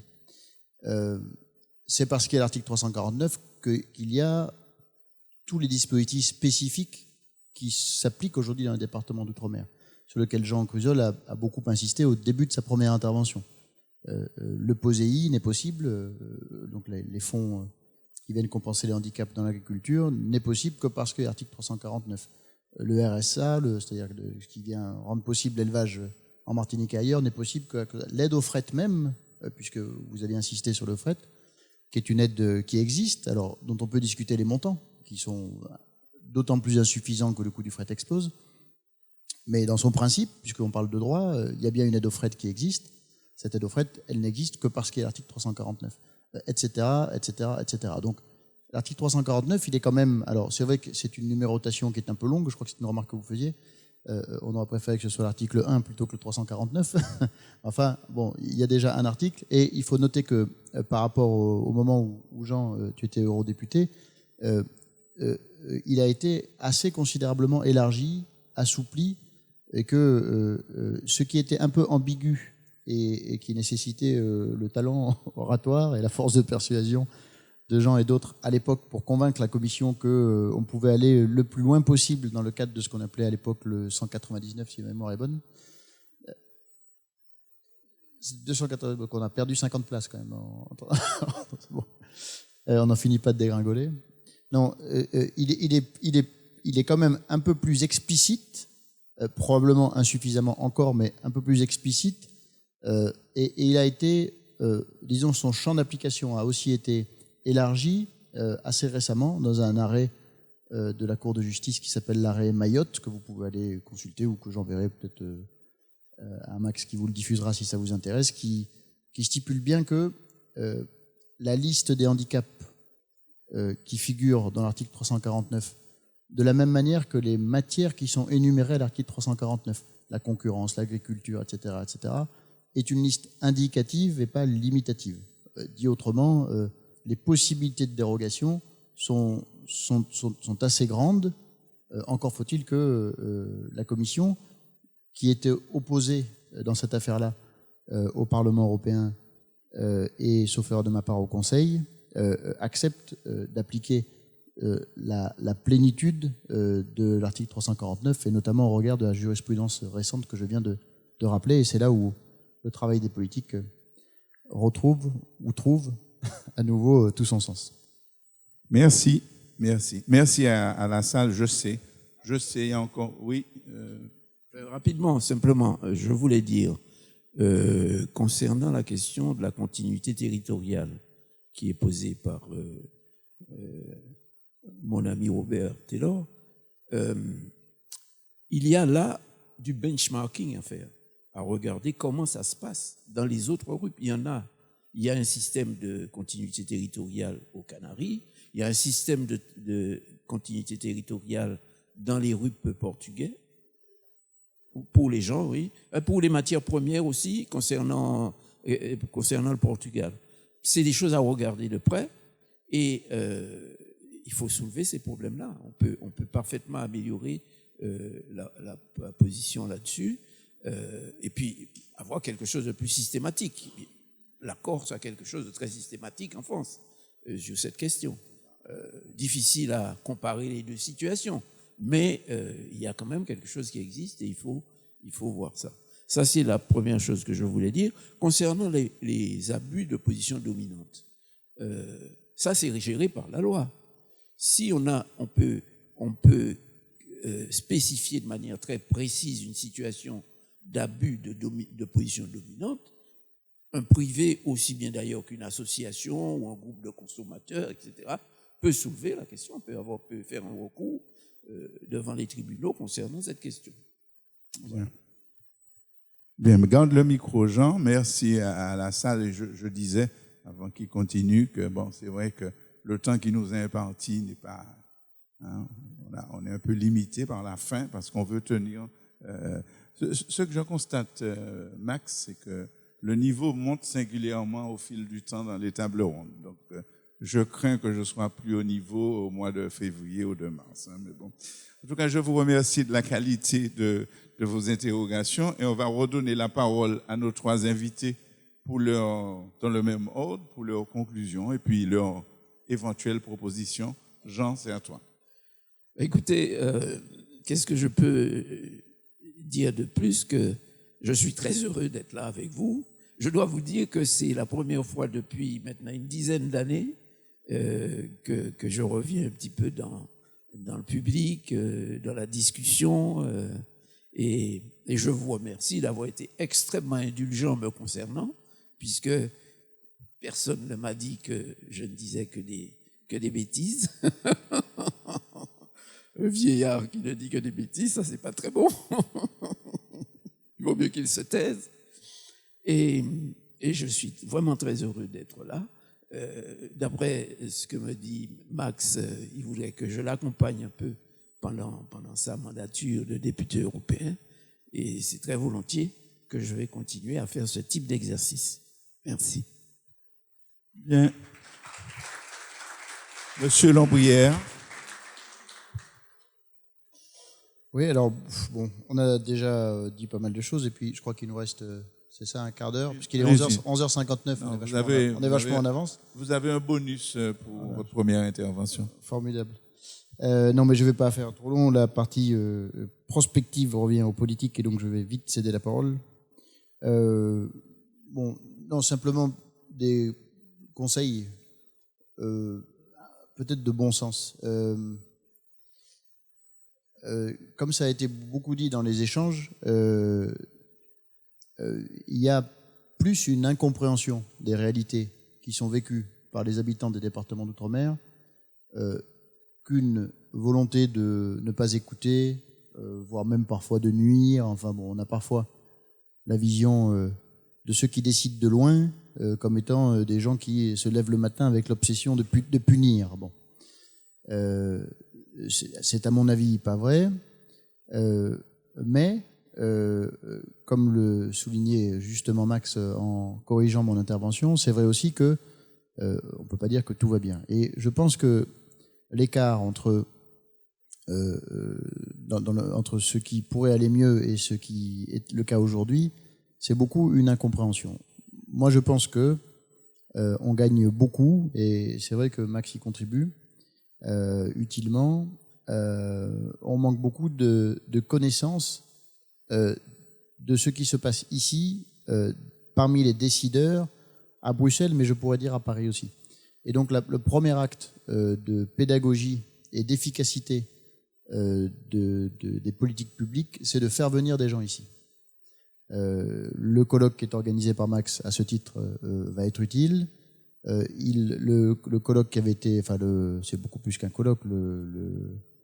Qu'est-ce qu'il y avait en mai? La conférence des présidents du RUP, enfin beaucoup plus que ça, c'était la conférence du Conseil présidée par la France ici en Martinique, a aussi été très importante. C'est important que les gens viennent, que les décideurs viennent. Il y a eu beaucoup de décideurs qui ont été ici en Martinique, qui en ont profité pour faire des visites de terrain, qui ont vu les acteurs, qui ont mis des réalités sur des fantasmes parfois, ou sur des idées préconçues.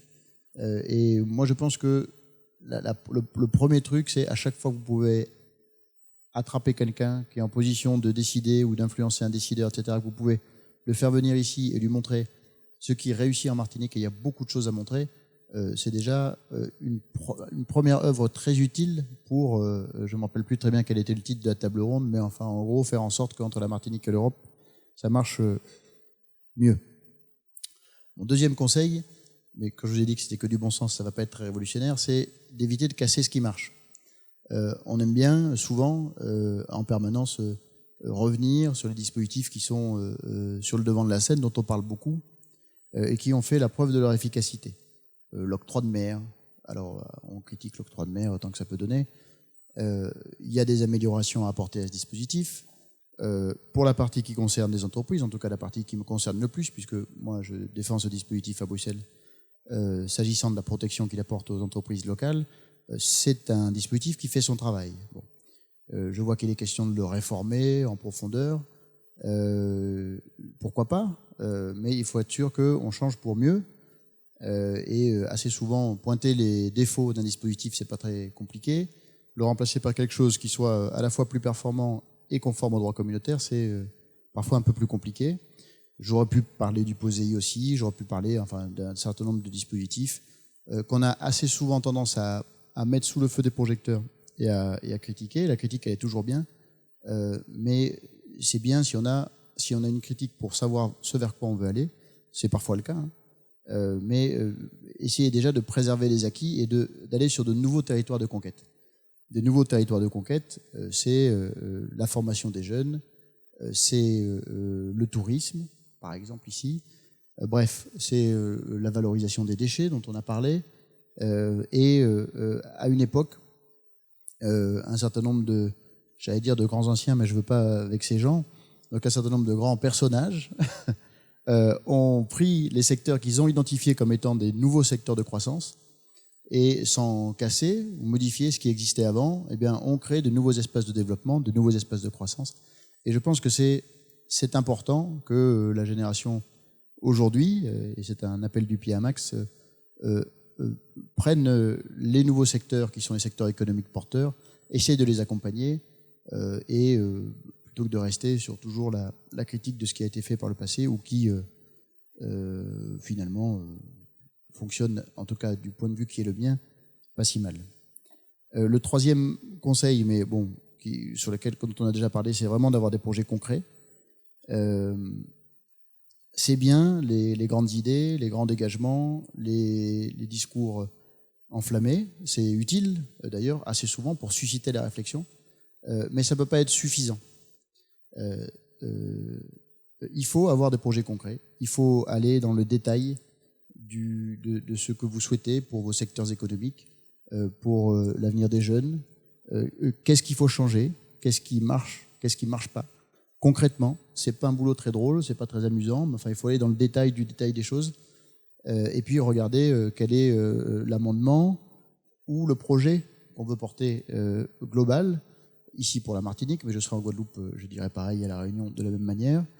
Et ensuite, alors je pense qu'on peut transformer ce projet-là, qui est une vision, mais qui est aussi du concret, dans des textes européens. Et je pense que j'ai vu que c'était notamment une proposition, je crois, alors je ne sais plus, il ne faut pas que tu le vexes, Maxi, c'est de toi ou de Serge Letchimy, tu vas rectifier, d'aller mettre sur la table ce qu'on appelle un omnibus, c'est-à-dire un espèce de grand... Bon, alors c'est Serge Letchimy, de mettre un grand texte dans lequel on pourra balayer, et pour éviter d'être en réaction à toujours proposer des amendements, mais de mettre dans un texte l'ensemble des adaptations au droit européen que vous souhaitez pour aller développer votre territoire.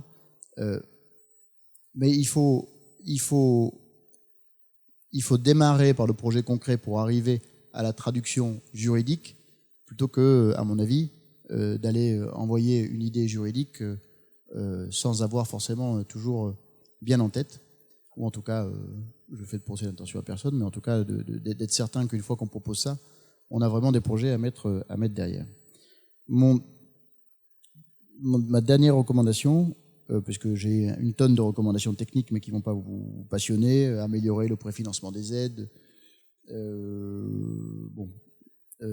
augmenter l'ingénierie locale, notamment dans vos collectivités locales, pour monter les dossiers, parce que la première inégalité, c'est celui qui a la capacité ou les moyens de monter un dossier contre celui qui n'en a pas la capacité. Or, les deux ont le même besoin. Et là, il y a une inégalité qui me semble utile et urgent de corriger. Ça peut être fait par les collectivités, ça peut être fait, et c'est fait assez souvent, par des entreprises qui ont cette compétence-là, qui savent monter les dossiers. Simplement, c'est vrai que quand on est un petit acteur économique, non pas qu'on ne soit pas important, mais on n'a pas toute la ressource pour le faire, on ne peut pas toujours se payer un cabinet pour le faire, auquel cas les collectivités pourraient, par exemple, sous-traiter à ces cabinets-là qui ont la compétence et pour essayer de monter des projets, monter des dossiers, enfin bref, suppléer au manque de moyens des plus petits acteurs. Sur le préfinancement des aides, c'est pareil, il faut arriver à trouver une solution. On est ici au Crédit Agricole. Le Crédit Agricole préfinance une bonne partie des aides, mais il faut qu'en face, il y ait une crédibilité bancaire. Ce n'est pas toujours le cas de tout le monde. Pareil, c'est un frein d'accès aux aides. Il faudrait arriver à trouver une solution pour ça. Mais moi, si je pouvais conclure sur simplement une chose, et c'était ça mon dernier conseil concret, c'est vraiment insister sur l'union. Et je voudrais terminer par là. À Bruxelles, la Martinique, je vais le dire avec un euphémisme, existe peu. La Martinique et la Guadeloupe existent toujours pas beaucoup. Les départements français d'Amérique, c'est-à-dire quand on rajoute la Guyane, on commence à voir à peu près où c'est, mais enfin, ça pèse encore pas beaucoup. Quand on se met avec la Réunion, avec Mayotte, on commence à causer et on commence à être écouté. Et puis, quand on ajoute à ça les Canaries, Madère, les Açores, alors on pèse quelque chose dans le débat public européen. Alors, je sais qu'il y a des différences insupportables entre chacun des départements d'outre-mer. Je sais qu'il ne faut surtout pas confondre les uns avec les autres, ni l'océan Indien avec l'océan Atlantique, la Guyane avec la Caraïbe, les Martiniquais avec les Guadeloupéens, ceux du Robert avec ceux du François, ceux de la rue, bon bref. Mais simplement, plus on est divisé, plus on insiste sur ce qui nous différencie, moins on voit ce qui nous unit, et ce qui unit les habitants des départements d'outre-mer est colossal et infiniment plus vaste que ce qui les sépare, ou en tout cas ce qui les différencie. Quand on a cette conscience que l'unité c'est la force, parce qu'il n'y a que ça comme force, il y a le moment où on sait se mettre ensemble pour peser, où on sait y arriver et où on sait être crédible face à un interlocuteur qui vient de Finlande et qui, a priori, quand il s'est levé le matin, s'est pas dit, bon, mon urgence, c'est vraiment d'aller régler le problème du préfinancement des aides en Martinique. Quand on y va en étant nombreux, en étant unis, avec une plateforme de revendication qui est la même, ça passe par les élus, ça passe par des associations, enfin, ça passe par 1000 manières de faire, mais je voudrais vraiment que vous gardiez en tête, en partant, ce message d'unité, cette importance d'unité, tout simplement, soit vous y croyez parce que vous trouvez que c'est un idéal qu'il faut atteindre, soit vous y croyez parce que c'est votre intérêt personnel propre, mais vraiment, faisons l'effort de trouver à chaque fois ce qui nous unit, ce qui nous rassemble. C'est comme ça qu'on pèse à Bruxelles. En tout cas, nous, c'est comme ça qu'on sait défendre des dossiers. Et au-delà de la technique, au-delà de tout ce qu'on a déjà dit, vraiment, l'union, l'unité, c'est un ciment qui est beaucoup plus précieux que ce qu'on croit parfois.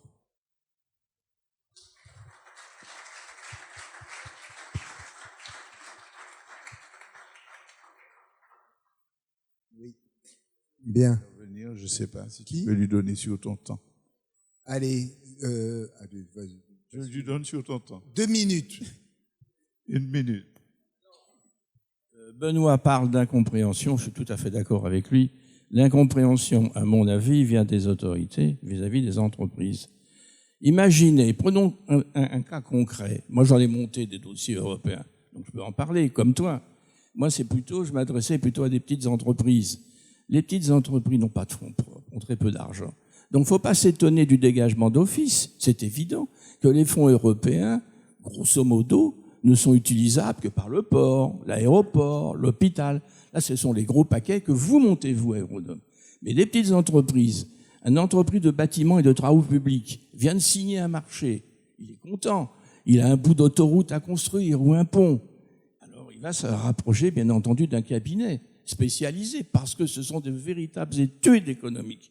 N'est-ce pas? On décortique complètement l'entreprise et son projet. L'inconvénient des fonds européens, et là, il y a un progrès à faire. Il va donner son dossier. Il ne sait pas quand est-ce qu'on va lui répondre. Il ne sait pas.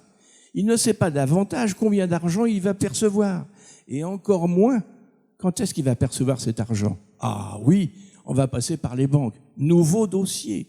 Il faut savoir qu'un dossier bancaire, j'en sais quelque chose, c'est mon métier, c'est plus compliqué qu'un dossier européen. En finale, vous montez un dossier, pratiquement, tous les cabinets vous le diront, il faut attendre 18 mois, 2 ans pour avoir le premier centime, alors qu'il a un marché public à honorer, il doit acheter ses engins, son camion, sa grue, etc.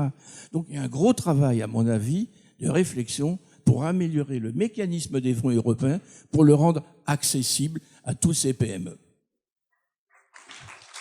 Merci. Merci, Max. Merci. Je veux juste préciser que nous ne montons pas de dossier chez Eurodom, donc c'est pas la peine de venir me voir à la fin. Voilà. Merci. Merci, Max, d'avoir laissé dire. Bien. Bon, merci pour me donner le mot de la fin. Bon, ceux qui me connaissent savent que je m'efforce d'être pragmatique. Aujourd'hui, le thème, c'était le partenariat entre l'Europe et la Martinique. Je rejoins complètement les 2 derniers orateurs, Benoît, sur la question de l'unité. Et l'unité, ça je l'ai bien perçu depuis 6 mois aussi à Bruxelles, si on veut réussir, il faut déjà qu'on aille tous dans le même sens. Ce n'est malheureusement pas l'impression que j'ai.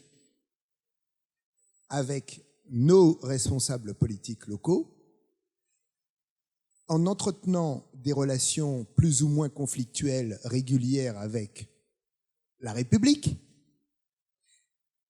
en entretenant aussi des rapports qu'on ne connaît pas toujours avec l'Europe, il est évident que, comme le dit Benoît, on perd en crédibilité. Il y a un mois, je le disais à Rodolphe, j'étais à Tenerife. Et tu parlais de Madère. Tenerife, c'est plus petit que la Martinique. C'est 2 aéroports internationaux. C'est 2 fois 3 voies. C'est un tourisme qui est florissant. C'est un système de santé sans pareil. Et c'est une insécurité réduite à 2%. Voilà. Ils ont une immigration qui vient du Maroc, mais ils se débrouillent mieux. Alors, je n'ignore pas qu'ils étaient port-francs à l'époque. Je n'ignore pas qu'ils ont un certain nombre d'avantages que nous n'avons pas. Cependant, je leur disais, il y a un pays, parce qu'ils se plaignaient, même quand ils sont bien, ils se plaignaient. Et ils me disaient, ah ouais, moi je leur ai dit, vous savez, il y a un pays dans le monde qui n'a aucune richesse minière, etc. Ils ont commencé à froncer les sourcils. Et je dis, et pourtant, c'est un pays qui sécrète de la richesse et qui a de l'argent. C'est Israël. C'est un désert. Mais au kilomètre carré, il y a 100 ingénieurs. Et ils vendent, même à distance. Internet fonctionne. Non, mais tu peux dire ce que tu veux. Moi, je parle de trucs. Bon, donc, moi, je leur disais, on n'est pas plus idiots. Et j'ai un slogan, une Martinique unie, rien ne nous résiste. Donc, je rejoins complètement. Oui, mais je ne suis pas hostile. Alors, c'est ma deuxième proposition, Rodolphe. Écoute, je rejoins Claude Gelbrat et Emmanuel de Rênal. Nous avons vendu l'idée d'une zone franche sociale intermédiaire et une zone franche globale. J'en ai parlé au ministre des Outre-mer il y a 2 semaines. Il m'a demandé de lui expliquer, je lui ai expliqué, et je suis en train de lui préparer une note à cet effet. La deuxième chose, parce que ce qui m'intéresse, c'est que la Martinique, comme tout l'Outre-mer, se développe. Aujourd'hui, je rejoins Claude, tout le monde est à l'arrêt. Tout le monde est exsangue. On ne répond pas aux problématiques. L'Europe est un atout, c'est sûr. Maintenant, cet atout est un frein, parce que comme le dit Claude, et je l'ai vu en Guadeloupe, eh bien, obtenir les préfinancements pour avoir les fonds européens, on attend 2, 3 ans, etc. et tout, c'est très compliqué et nos entreprises n'ont pas les reins solides pour cela. Donc, c'est l'objet du colloque.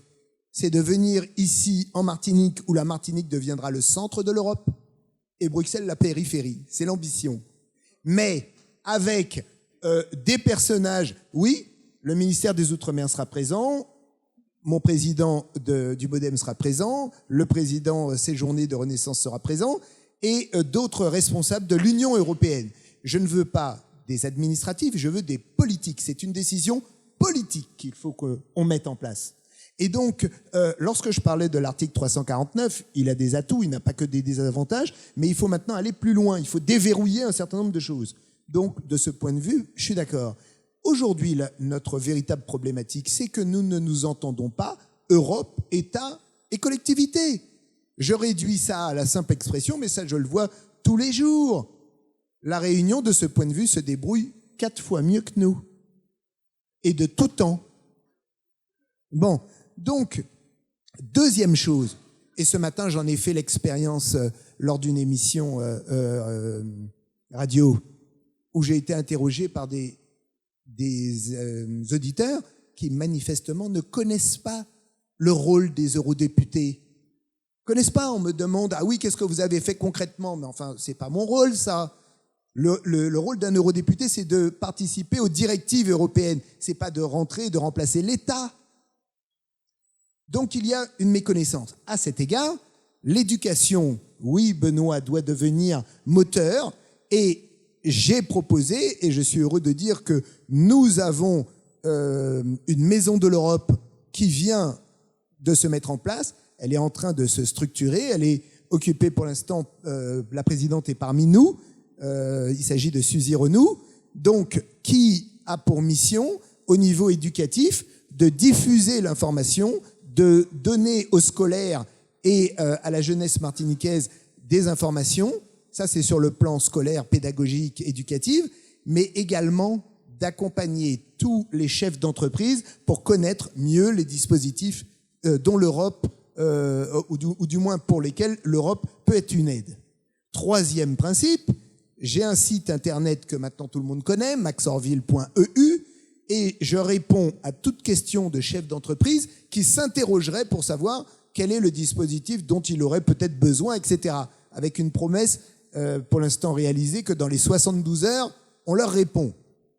Bon, ça commence, parce qu'au Parlement, c'est plus facile, effectivement, de collaborer. Je collabore avec Eurodom et je n'ai aucun problème là-dessus. On peut avoir des divergences, mais en tout cas, on travaille au service des Outre-mer. C'est ma seule passion, c'est ma seule ambition, et je souhaite effectivement que on sorte de cette pauvreté structurelle. Le 7 septembre dernier, le président de la République a reçu les élus d'Outre-mer. Et la question a été très simple. Le système est arrivé à bout de souffle. Tout le monde le comprend. Maintenant, le président de la République a dit ceci: je n'ai pas de totem, je n'ai pas de tabou. Donc maintenant, charge aux élus aussi de dire qu'est-ce qu'ils veulent. Au jour d'aujourd'hui, il n'y a pas beaucoup de propositions. J'assume ce que j'ai dit, hein. Et ça, vous pouvez le dire, l'eurodéputé a dit, parce que j'étais là ce soir-là, il y a eu une seule proposition, une seule en 2 heures. Elle est même de Victorin Lurel. On peut ne pas être d'accord ou pas, mais il a dit, Monsieur le Président, j'appelle à un big bang économique, on enlève les charges sociales, on libère les énergies. Il a parlé également de la loi de la non-concurrence, très compliqué, mais bon, chacun a le droit de dire ce qu'il veut. Mais je partageais avec lui cette ambition.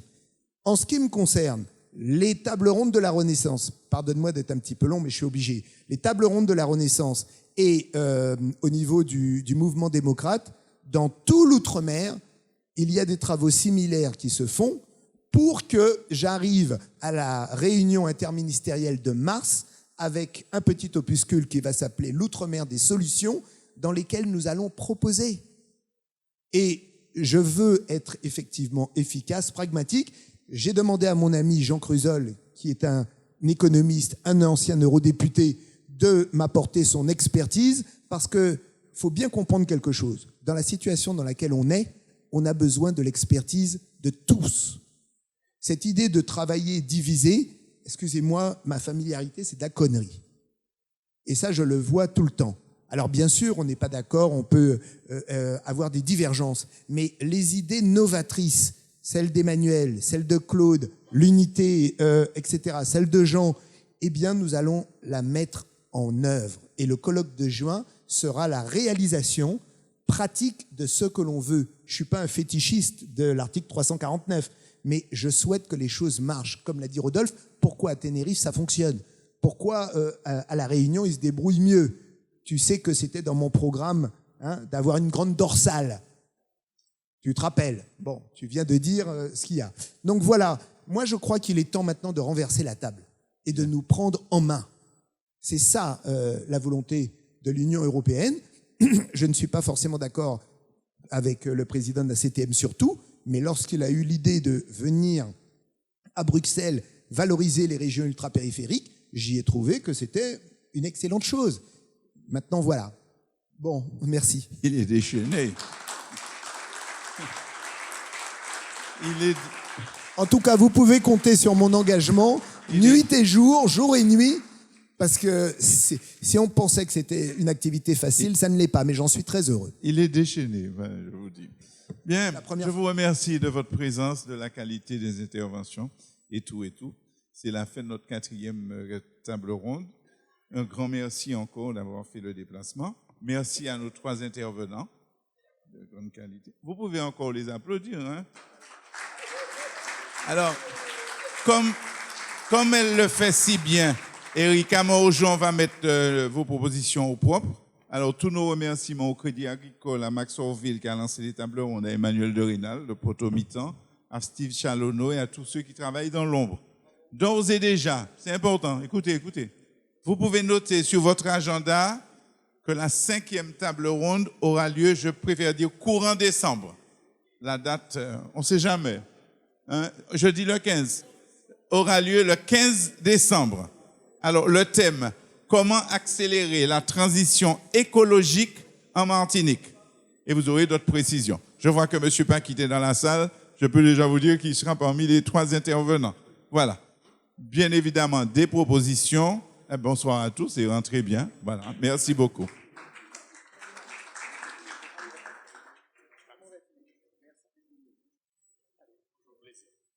Vous allez bien, M.